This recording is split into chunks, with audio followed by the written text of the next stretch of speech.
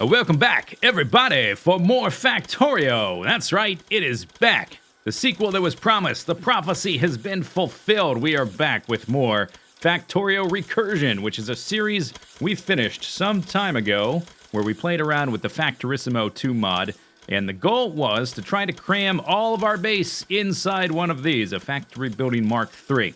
And we mostly managed to do that using the 32 points of input and output and these doors here on the front.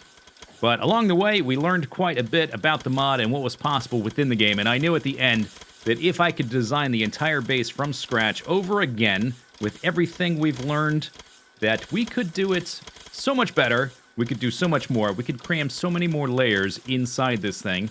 And so that's what we're going to do today. We're going to redesign this thing, and we're going to try to scale up the rate of production by a factor of over 30. But before we get into that, it's been quite a while since we've been in this world, and maybe a lot of you watching this video hasn't even seen the original Factorio Recursion series. It's probably a good idea to start this series off with a brief base tour, just so you understand how things are moving from A to B. It'll make the videos easier for you to digest and for them to nestle in your stomach and you to take all the nutrients out of them into your bloodstream and absorb them into your brain.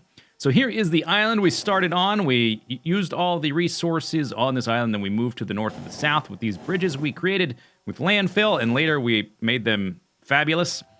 We've got some outposts here to the north and the south, fairly standard basic stuff. Got some copper patches here and similar iron patches here. Currently, all the iron and copper comes from the north. We also have a stone outpost here. And then to the south, we've got some similar stuff, but different things. We got a coal outpost. We've got a water outpost for our oil production, and we also have an oil outpost for our oil production down here. This kind of stuff is going to change, but it gives you an idea of how things are working. Over here on the island, we've got basically a bunch of stackers for different trains to deliver different things. The biggies are, of course, the iron ore coming from the left and the copper coming from the right. We've got stackers for both of those. And there's an entire series on all this stuff if you want more specifics. We've got water here for a nuclear system, which never really worked for reasons we'll get into. We've got a stone train system here. That's where the stone gets unloaded. Coal is from over here on the right. And then water and oil for the oil production down on the south. Let's run into the base. Let's try not to get run over. I'm just going to go briefly through the layout because it can get confusing, just to give you an overview. Oh, you know, first thing, let's run down. Let's look at the nuclear power, which we could never manage to move inside the base because the water just would not compress through the pipes through the different levels of the factory, through the factory buildings. So we've got some of these. Each of these is the same, that has the same icon. They each have 4 of these reactors producing 480 megawatts of power all the time. We've got a stockpile of uranium that's never even run out, which we'll eventually have to go get some more of. And then in here, we've got an area for refining things. All right, back to the base. Let's get to the main section of the base. Let's run around the edges up here, and let's not get hit by that train. All right. All right, we're going to run up here, and I'm going to take off some of these legs so I'm not moving so fast. Maybe I'll just leave 1. Let's have 2. 2 could be better. There we go. Okay, so inside it's bigger than the outside. You can see how the points connect from the outside to the inside with the pipes or the belts or whatever, and they get spread out on the inside because obviously it's much bigger on the inside than the outside. We've got iron ore and copper coming from the left and the right, and then that's going into this central guy, and each of the buildings has a label to show you what it does. Inside here, for instance, we've got iron plates being made and then being moved over here to get turned into steel. And similarly, we've got electronic circuits being made here from the iron and the copper plates. All right, so all that stuff comes in from the sides and then down from the bottom. And all that stuff goes into here where the rest of the base is, where all the more complicated things are. So we run into here. Let me turn off those little arrows. Run into here, and we've got several of these guys. Over here on the left is where all the rocket stuff is made, where the rockets get launched, and then the space science leaves on a belt to go over to the science research area. This is kind of like basic stuff. And like I said before, there's videos on all this stuff if you want more details. I'm just trying to move through the videos quickly. Inside here, you can see the oil and the water moving inside here. And then inside again, we go deeper and deeper into the layers. We've got all of our oil refining and cracking. We got lubricant over here and plastic and sulfuric acid, that kind of stuff that you expect with the oil refining. Then we've got the rocket fuel here that is running all of our trains. I almost said tanks. I don't have any tanks. Maybe we'll have some this series. Have a tank base. But the rocket fuel goes to the rocket silo and also to our trains. In here we've got red and green, or red and blue circuits, using up a lot of green circuits. And then if we run down here to the south, let's exit out of here. There is the research area over here to the right, where all the stuff comes in on belts around the corner like a main bus, but wrapped around through these different factory layers. Inside this guy, we've got a few different types of science packs being made. And in this guy, the other science packs are getting made. There's a lot of spaghetti because it was cramped.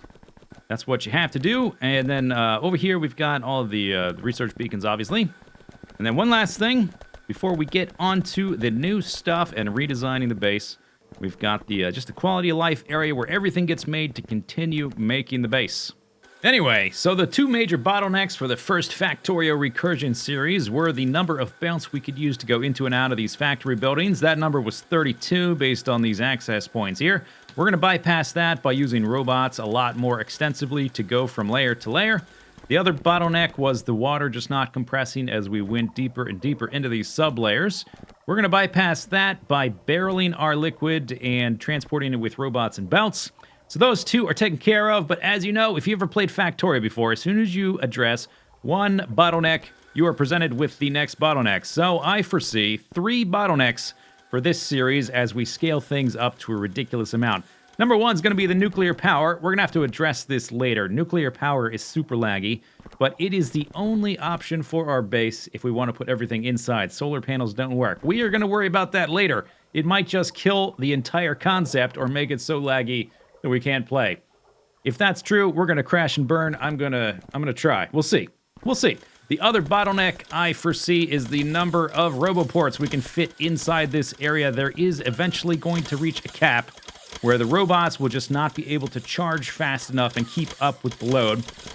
We will see that one as well. I think we'll be okay, but I'm not. That one's a lot harder to calculate, so I'm not exactly sure. But the third bottleneck, which we're gonna work on first, is how many trains can we fit on this island? How can we scale this up and make it more efficient? And since we kind of need all of this stuff to keep producing things, because we have to rebuild everything, we need somewhere else to kind of fiddle with design. So what I did is I went around and I just sort of put down some normal transport belts all along the edge of the map. So we're going to make a blueprint and we're going to stamp it down somewhere else to fiddle with the rail design.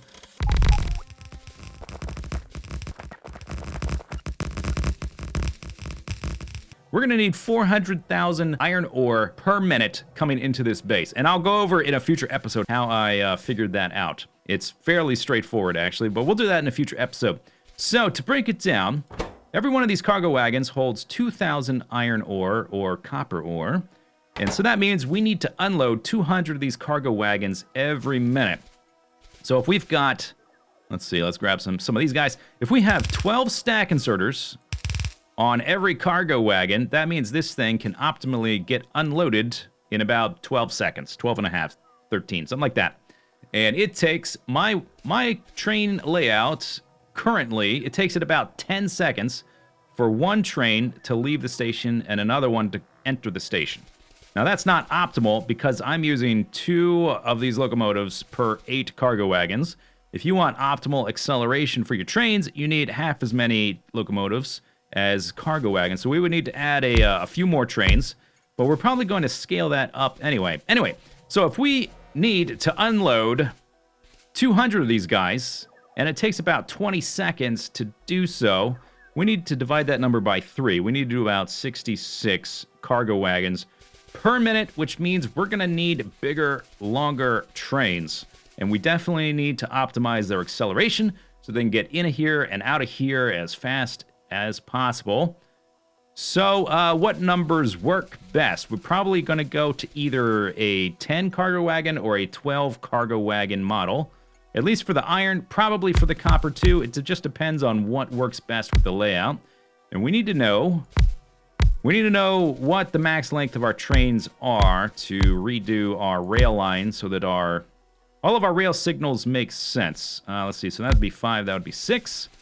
And this one would be 1, 2, 3, 4, 5, 6, 7, 8, 9, 10, 11, 12. That's 12. And then this one is 10. The shorter we make our trains, the more train stops we'll need. And the further away from the logistics robots they'll get from the right to the left. But the longer the trains get, the farther away from the logistics robots they're going to get from the north to the south. So we're going to increase this diagonal distance. The shorter the distance, the better.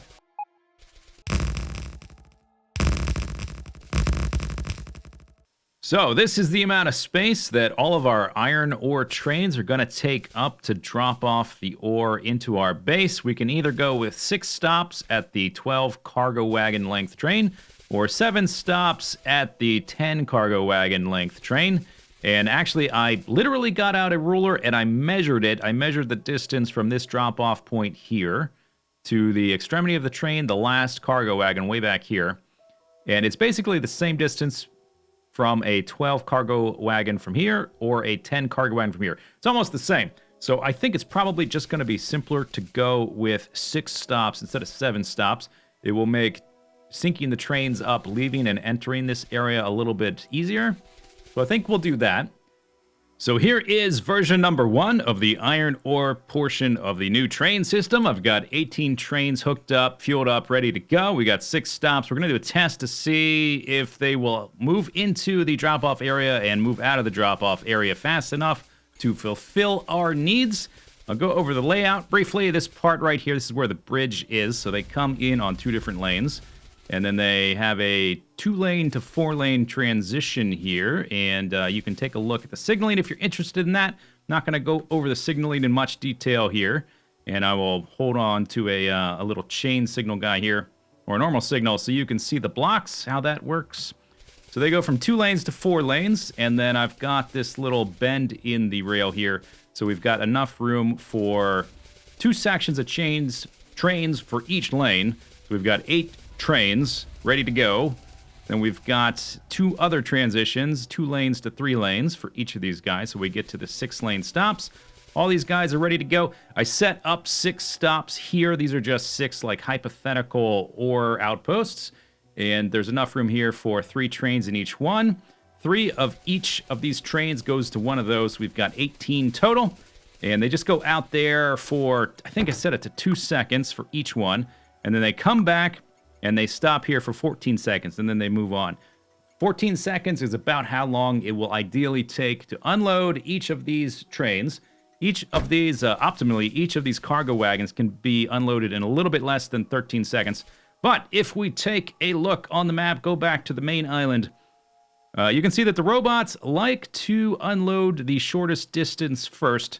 And so we end up with the first car and the last car having some ore left over. We can work on solutions to that later. I think maybe if we just put active providers on the ends, that might help. So they'll get unloaded first and then the middle last. That might just do the trick, but we'll fiddle with that kind of stuff later. We just want to make sure that we have enough coming in and out at any one time. Oh, I'm going to have to tell... Oh, no. Yeah, they're waiting for 14 seconds. I'm like, whoa, something's wrong. It's not working. No, it's working. They are just waiting for 14 seconds. Or I might have to tell them to go to the next stop in their route. No, there they go. Okay. So what we're looking for here, and I'm not going to sit here and film for like 10 minutes, but what we're looking for is 18 trains moving into and out of this little drop-off area every minute. And if that happens, then we will have enough ore to at least make it through this part of our project. Whether or not the robots will be able to keep up on the outside and the inside, that is a hurdle for another day. And we also want to make sure that the signaling works, that they are moving into and out of these different areas smoothly and immediately. And there's like not many gaps. What's going on? Oh, this guy's waiting to leave. Okay. All right.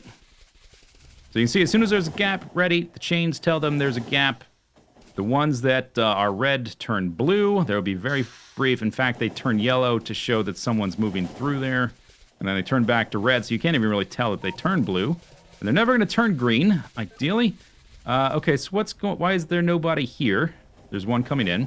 Takes about 5 seconds for a train to leave and about 5 seconds for one to enter, something like that. And that didn't quite work. It was averaging about 15 of these trains per minute, so I reworked the system a bit, and now we are at a steady 18 trains per minute. So what I did is I got rid of some of the slightly more complicated switchers where we went from 3 lanes to 2 lanes. We had multiple lanes in and out. The trains were just making stupid decisions too often, blocking each other, that kind of stuff. So I simplified it, so we basically have 3 loops, 3 concentric loops. And they're obviously going to have to cross paths to the north, like up here, once we rebuild all this. But we will be able to do that out away from the base where, you know, different trains can interact, and we can figure out that stuff later. But I did manage to get it to work, so that is just like one small part of the problem. I've done the iron ore. We can have 18 trains coming and going every minute, each one with 12 cargo wagons holding 2,000 iron ore, hopefully transporting per minute 400,000 iron ore into our base. Now, I don't think the robots are ever going to be able to do that. There's like a hard limit to how far a robot can travel before it needs to charge itself. It's like 200 meters, which is 200 little tiles in the game. So I don't know if it's ever actually going to work, but I'm going to try. Maybe we'll use some mods later on to supersize our robots or something. But this part at least works, and now, based on what I've learned on what works and what doesn't work from this, I think I can probably fill out at least most of what's left. It doesn't have to be optimal, but as long as the lines are there and it's laid out and we've got enough trains coming and going, at least it'll be a start. Yeah, so that's going to be easy. All I have to do is this. Ready? Here we go.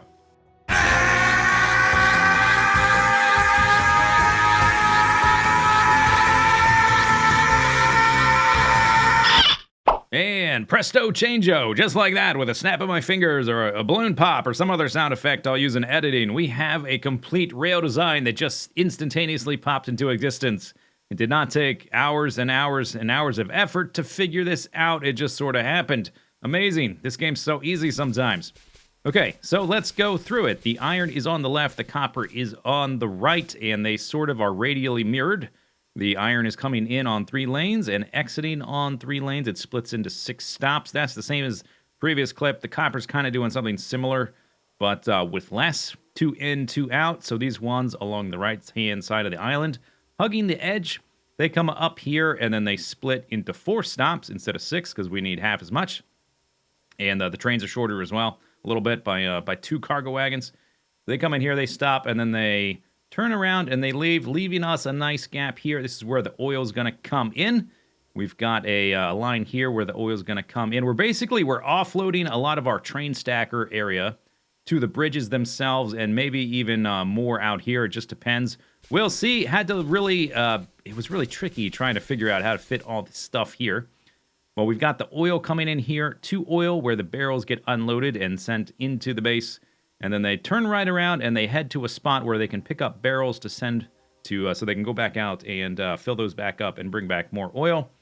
Then the water is doing a similar thing here. Actually, it's exactly the same, just rotated 90 degrees. They come in, they drop off their water, they turn around, pick up barrels, and then they leave.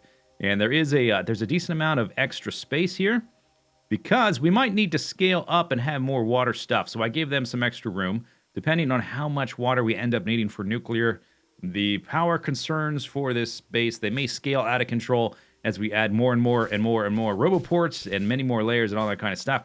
So we've got room for more water. Up here on the right, this is kind of weird. So the iron are these 6 lines here.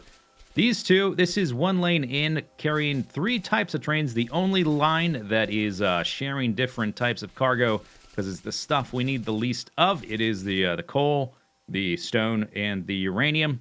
So the uranium goes here around the edge. And it gets the closest, even though we need the least of it, it gets the spot closest to the base just because that lets it wrap around and avoid these stackers. And then the stone and the coal, they each get stackers for 5 trains and then 1 for here. So we'll have 6 coal trains and 6 stone trains. If that ever ends up not being enough, like if our trains need to go super far away to get stuff, right now we've got like 67 million coal right there. But if that stuff runs out, like this stone runs out, we have to go super far, then maybe we'll have to offload these stackers like we did with the rest of the stuff. But for now, I think it will work, at least theoretically. This was like a big problem to overcome. Can I fit all this stuff? And I wasn't sure if it was going to work, to be honest. And if it didn't, I was just going to delete the whole thing and never tell anybody about this series. But now, yay, at least we'll go to episode number 2 until we figure out, oh wait, it's not going to work anymore. So obviously, we still need a lot of inserters and the chests. Signaling is not totally finished. I need to just go around and look at everything and make sure, like, do we have, are the blocks set up properly, all that kind of stuff. And there's no detailing. We'll wait till we move it to the island. We're going to need, like, a silly amount of roboports, but I think this is good. I'm going to do one more step where we just add in inserters and chests and maybe some more roboports just to give it a little bit more of a finished look. And there we go. Nothing like the chorus of hundreds of roboports to lull you to sleep at night. We've got room for more on the exterior parts of the island. I guess we could cram in more in all kinds of places. We've got a plan for replacing the exterior of the base. Next time, in episode number 2, we'll work on a plan for replacing the interior of the base. All the stuff that goes on inside the factory buildings. Deeper and deeper we go. But that'll do it for episode number 1 of Factorio Recursion. We'll see you next time. Bye-bye.